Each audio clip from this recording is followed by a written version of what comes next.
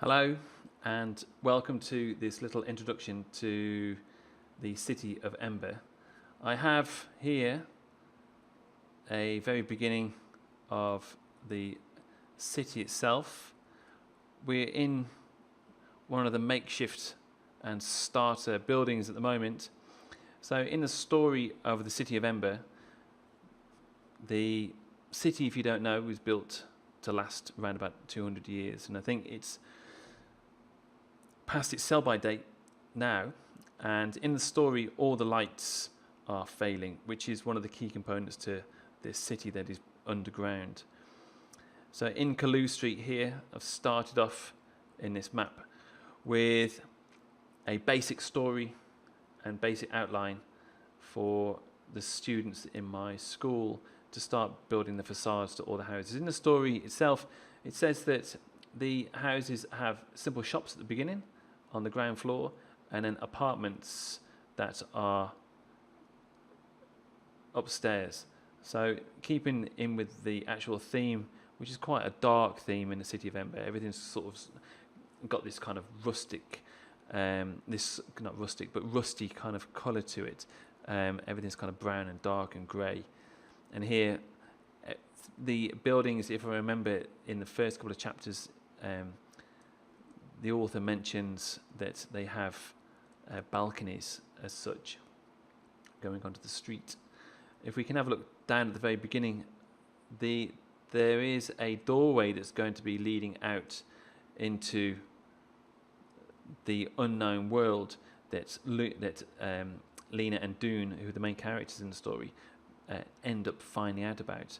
And so we're going to have this world on the outside, which is going to be part of the end sequence of this little adventure for classes and teachers to be able to use.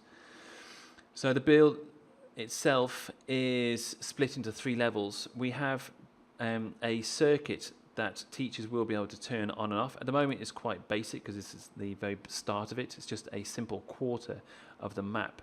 If I can bring this map in, we can actually see this in here. If I can bring this in, it's going to show properly. This quarter is what we're seeing right now, which is not even a quarter, it's about an eighth of the map. There's about 91 buildings in total. There's about 40 odd streets in total that are around here. Somebody's made a copy of this map into digital form. This is what you get in the actual book and the graphic novel. Let's see if I can put that back up there. So teachers will be able to turn this off because that's what happens in the story. Or you can have students who are part and parcel of the actual city and city life. Underneath, where Doon, I think it's Doon that works in the Pipeworks. This is a network that is underneath the city itself in a 2x2 situation.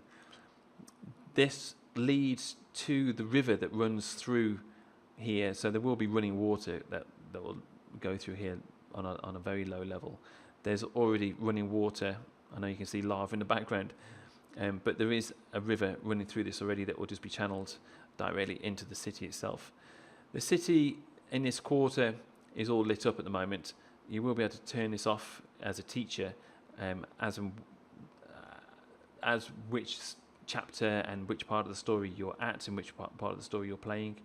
There are vast areas in the city itself, such as parks, that this will be part of. It's a bit plain at the moment, but this is just the actual beginning. This is a template before my students in my school will start to build upon this, and then each place will be clearly signposted, and also whether they're going north and south, because the city will start to get quite big and all the streets tend to become a little bit samey. So we're going to make sure that it's clearly signposted for teachers to use. And that's about it. As you can see in the distance, lots of places for the workmen to be able to get up into the upper wiring, and for teachers to be able to get up into the upper wiring too, so they can turn these lamps on and off and play with the the lighting, which is the key component to the actual story in the early chapters. That's it. I hope you enjoyed it. And I hope you come back to see some more as the city starts to build and become a lot fuller. Enjoy.